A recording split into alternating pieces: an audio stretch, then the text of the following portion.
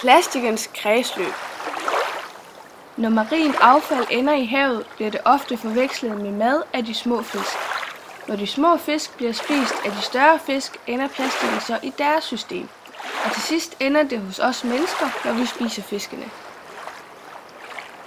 Men hvor meget marint affald er der egentlig i havet?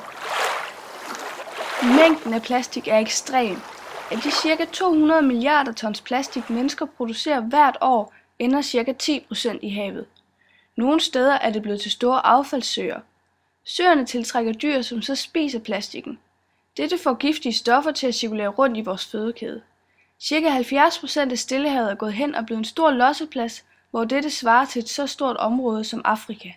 Og det er os, der er både synderen for dette, men også offeret. Cyklus for marint affald. Plasten vi mennesker smider ud i vandet bliver som sagt hurtigt forvekslet med mad af de små fisk. Derfor spiser fiskene plasten og får marint affald i sig.